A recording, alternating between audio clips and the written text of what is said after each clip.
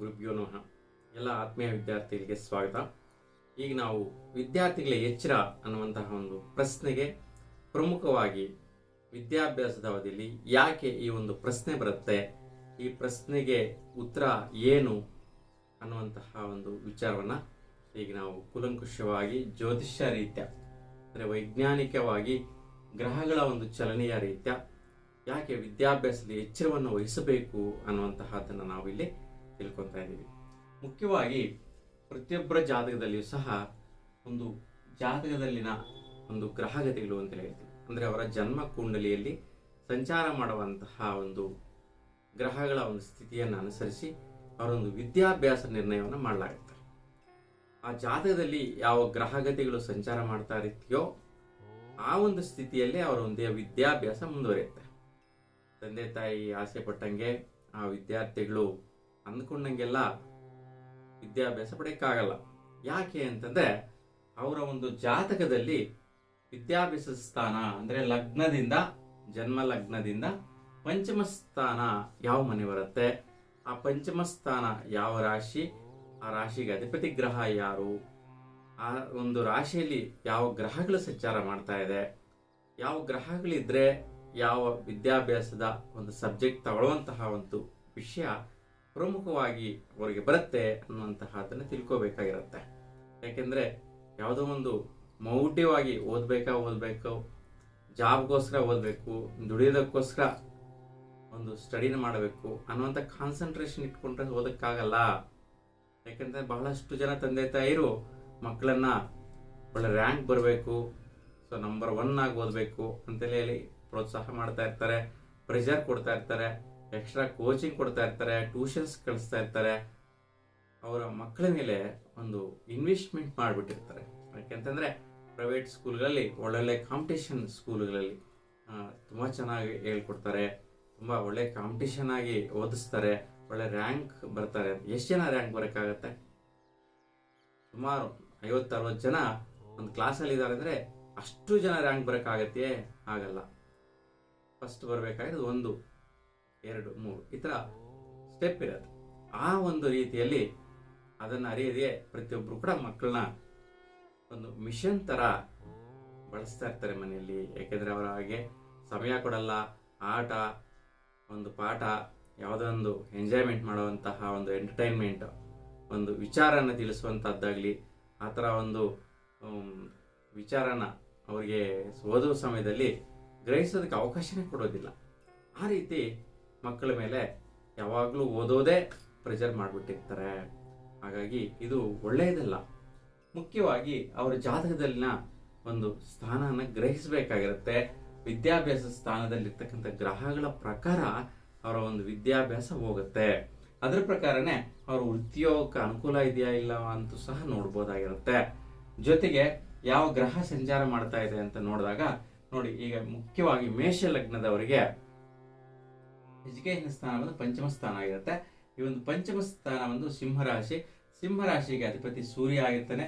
ಆ ಸೂರ್ಯನ ಒಂದು ಮನೆಯಲ್ಲಿ ಸೂರ್ಯಗ್ರಹನೇ ಸಂಚಾರ ಮಾಡ್ತಾ ಇದ್ರೆ ನೋಡಿ, ಸೂರ್ಯನು ಇಷ್ಟು ಮನೆಗಳಲ್ಲಿ ಪಂಚಮ ಸ್ಥಾನದಲ್ಲಿ 5ನೇ ಮನೆಯಲ್ಲೇ ಸಂಚಾರ ಮಾಡ್ತಾ ಇದ್ದಾಗ ಅಂತಹ ವಿದ್ಯಾರ್ಥಿಗಳಿಗೆ ವಿದ್ಯಾಭ್ಯಾಸ ಯಾವ ರೀತಿ ಇರುತ್ತೆ ಅಂತ ನಾವು ನೋಡಿದ್ರೆ ನೋಡಿ, ಮುಖ್ಯವಾಗಿ ಸೂರ್ಯನ ಒಂದು ಪ್ರಭಾವವಾದಂತಹ ಒಂದು ಸಬ್ಜೆಕ್ಟ್ಸ್ ಯಾವ ವಿಷಯದಲ್ಲಿ ಇರುತ್ತೆ ಅಂತಂದ್ರೆ ಮುಖ್ಯವಾಗಿ ವಿಜ್ಞಾನ ಅಂದರೆ ಸೈನ್ಸ್ ಸಬ್ಜೆಕ್ಟ್ಗಳನ್ನ ಓದುವಂತಹ ಒಂದು ವಿಷಯಗಳು ಅಂದರೆ ಸೈನ್ಸಲ್ಲಿ ಬಹಳಷ್ಟು ಬರುತ್ತೆ. ಕೆಮಿಸ್ಟ್ರಿ, ಫಿಸಿಕ್ಸು, ಜಿಯಾಲಜಿ, ಬಾಟ್ನಿ ಇವೆಲ್ಲ ಕೂಡ ಬರುತ್ತೆ. ಸೊ AGBSC ಇವೆಲ್ಲ ಕೂಡ ಇರುತ್ತೆ. ಸೊ ಇವೆಲ್ಲದರ ಒಂದು ವಿಷಯಗಳನ್ನ ನಾವು ನೋಡ್ಕೋಬೇಕಾಗಿರುತ್ತೆ. ಯಾಕೆಂತಂದ್ರೆ ಈ ಒಂದು ಸೂರ್ಯನ ರಿಲೇಟೆಡ್ ಇರ್ತಕ್ಕಂಥ ಬೇರೆ ಗ್ರಹಗಳ ದೃಷ್ಟಿ ಇರ್ಬೋದು, ಅಥವಾ ಇದೇ ಒಂದು ಸಿಂಹರಾಶಿಯಲ್ಲಿ ಬೇರೆ ಗ್ರಹಗಳು ಕೂಡ ಸಂಚಾರ ಮಾಡ್ತಾ ಇರ್ಬೋದು. ಅದನ್ನು ಸಹ ಗ್ರಹಿಸಬೇಕು. ಯಾಕೆಂತಂದ್ರೆ ಸೂರ್ಯನ ರಿಲೇಟೆಡ್ ಸಬ್ಜೆಕ್ಟ್ಸೇ ತಗೊಂತಾರೆ ಅಂತಲ್ಲ, ಜೊತೆಗೆ ಯಾವ ಗ್ರಹಗಳು ಯತಿಯಾಗಿದ್ದಾರೆ, ಯತಿ ಅಂತಂದ್ರೆ ಇಲ್ಲಿ ಜೊತೆ ಅಂತ ಇಲ್ಲಿ ಅರ್ಥ. ಹಾಗಾಗಿ ಜೊತೆಯಾಗಿದಾರೆಯೋ ಅಂತಹ ಒಂದು ಗ್ರಹಗಳ ಪ್ರಕಾರ ನಾವು ಸಬ್ಜೆಕ್ಟ್ಸ್ನ ಹೇಳುವಂತಹದ್ದು ಬರುತ್ತೆ. ಮುಖ್ಯವಾಗಿ ನಾವು ಸೂರ್ಯನಿದ್ದಾನೆ ಅಂತ ತಿಳ್ಕೊಂಡ್ರೆ ನೋಡಿ, ಲಗ್ನದಿಂದ 5ನೇ ಮನೆ ಪಂಚಮ ಸ್ಥಾನ, ಪೂರ್ವ ಪುಣ್ಯಸ್ಥಾನ ಅಂತೇಳಿ ಹೇಳ್ತೀವಿ. ಯಾರ ಜಾತಕದಲ್ಲಿ ಒಂದು ಮೇಷ ಲಗ್ನದವರಿಗೆ ಪಂಚಮದಲ್ಲಿ ಸೂರ್ಯನೇ ಇದ್ರೆ ತನ್ನ ಸ್ವಸ್ಥಾನದಲ್ಲಿರ್ತಕ್ಕಂಥ ಸೂರ್ಯ ತುಂಬಾ ಶ್ರೇಷ್ಠವಾದಂಥ ಫಲ ಕೊಡ್ತಾನೆ. ನೋಡ್ಕೊಳ್ಳಿ, ನಿಮ್ಮ ಜಾತಕಗಳಲ್ಲಿ ತಂದೆ ತಾಯಿಯರು ನಿಮ್ಮ ಮಕ್ಕಳ ಜಾತಕದಲ್ಲಿ ನೋಡ್ಕೊಳ್ಳಿ. ಮತ್ತೆ ಜಾತಕಸ್ಥ ವಿದ್ಯಾರ್ಥಿಗಳು ಪ್ರಮುಖವಾಗಿ ಚಿಕ್ಕ ವಯಸ್ಸಿನಿಂದ ಅಭ್ಯಾಸ ಮಾಡ್ಕೊಳ್ಳಿ. ಯಾಕೆಂತಂದ್ರೆ ಜಾತಕ ಅನ್ನುವಂತಹದ್ದು ಸೈನ್ಸ್, ಯಾಕಂದ್ರೆ ಅಸ್ಟ್ರೋನಾಮಿಕ್ ಸೈನ್ಸ್.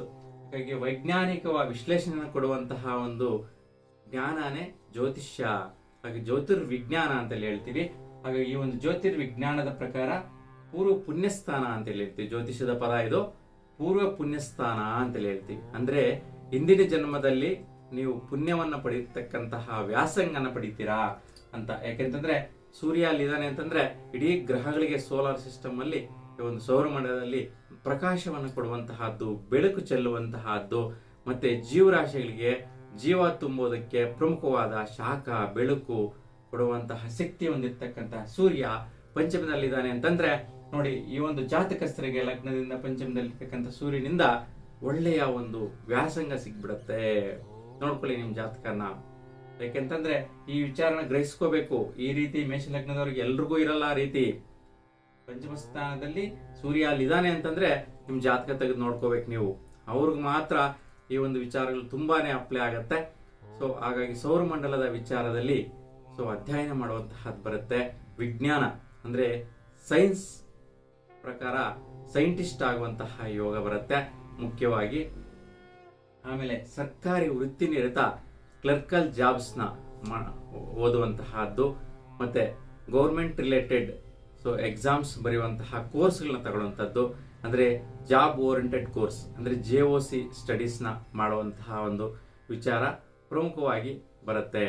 ಜೊತೆಗೆ ಯಾರು ಈ ಒಂದು ಸ್ಥಾನದಲ್ಲಿ ಸೂರ್ಯ ಇದ್ದಾನೆಯೋ ಅಂತಹ ಅವರು ಟೀಚರ್ಸ್ ಆಗುವಂತಹದ್ದು, ಮತ್ತೆ ಲೆಕ್ಚರರ್ಸ್ ಆಗುವಂಥದ್ದು, ಪ್ರೊಫೆಸರ್ಸ್ ಆಗುವಂತಹದ್ದು, ಈ ರೀತಿ ವಿದ್ಯಾಭ್ಯಾಸಗಳಿಂದ ಅವರ ವೃತ್ತಿಯೋಗ ಕೂಡ ದೊರೆಯುತ್ತೆ.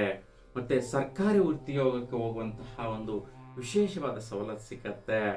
ಯಾಕೆಂತಂದ್ರೆ ಸೂರ್ಯ ಅಂತಂದ್ರೆ ಸರ್ಕಾರಿಯ ಒಂದು ಋಣನ ತಿನ್ನುವಂತಹ ಭಾಗ್ಯ ಸಿಗ್ಬಿಡತ್ತೆ. ಆ ರೀತಿಯ ಒಂದು ಸದಾವಕಾಶಗಳು ಇವರಿಗೆ ಮುಖ್ಯವಾಗಿ ಲಭಿಸುತ್ತೆ. ಜೊತೆಗೆ ಈ PhD ಮಾಡುವಂತಹದ್ದು ಅಂದ್ರೆ ಒಳ್ಳೆಯ ಪದವಿ ವ್ಯಾಸಂಗ, PhD ಮಾಡುವಂತಹದ್ದು, ಡಾಕ್ಟರೇಟ್ ತಗೊಳ್ಳುವಂತಹದ್ದು, ಇವೆಲ್ಲವೂ ಸಹ ಸೂರ್ಯನ ಒಂದು ಪ್ರತಿಫಲ ಯೋಗದಿಂದ ಮಾತ್ರ ಸಿಗುವುದಾಗಿರುತ್ತೆ. ಜೊತೆಗೆ ಈ ಅಸ್ಟ್ರೋನಾಮಿಕ್ ಸೈನ್ಸ್ ಅಂದ್ರೆ ಅಸ್ಟ್ರೋನಾಮಿಕ್ ಅಂತಂದ್ರೆ ಸೋಲಾರ್ ಸಿಸ್ಟಮ್ ಅಲ್ಲಿ ಗ್ರಹಗತಿಗಳ ಒಂದು ಅನ್ವೇಷಣೆಯ ಬಗ್ಗೆ ವಿಶೇಷವಾದ ಸವಲತ್ತು ಸಿಗತ್ತೆ. ಮತ್ತೆ ಈ ಒಂದು ಲಗ್ನಾಧಿಪತಿ ಯಾರು? ಕುಜ. ಹಾಗಾಗಿ ಕುಜಿನ್ ರಿಲೇಟೆಡ್ ಕೂಡ ಸಂಬಂಧಿಸುತ್ತೆ. ಭೂಗರ್ಭ ಶಾಸ್ತ್ರಗಳು, ಇವುಗಳ ಒಂದು ಅನ್ವೇಷಣೆ, ಇವುಗಳ ವಿಚಾರದಲ್ಲಿ ಸೈಂಟಿಸ್ಟ್ ಆಗುವಂತಹ ಒಂದು ವಿಶೇಷವಾದಂತಹ ವಿದ್ಯಾಭ್ಯಾಸ ಸಿಗತ್ತೆ. ಒಟ್ಟಾರೆಯಾಗಿ ಈ ಒಂದು ಸೂರ್ಯನ ಒಂದು ಪ್ರತಿಫಲದಿಂದ ವಿಶೇಷವಾದ ಅನುಕೂಲ, ಬಲ, ಶಕ್ತಿ ಈ ಒಂದು ವಿದ್ಯಾರ್ಥಿಗಳಿಗೆ ಇರುತ್ತೆ ಅಂತ ಹೇಳ್ತೀನಿ. ಹಾಗಾಗಿ ಎಲ್ರಿಗೂ ಕೂಡ ಈ ಒಂದು ರೀತಿ ಇರ್ತಕ್ಕಂತಹ ಒಂದು ಜಾತಕಸ್ಥರಿಗೆ ಸೂರ್ಯನ ಬಲ ಮತ್ತು ಶಕ್ತಿ ಒಂದು ಯೋಗ ಅನುಕೂಲಿಸಲಿ ಅಂತ ಹೇಳ್ತಾ ನಿಮ್ಮೆಲ್ಲರಿಗೂ ಕೂಡ ಒಳ್ಳೆಯದಾಗಲಿ. ನಮಸ್ಕಾರ.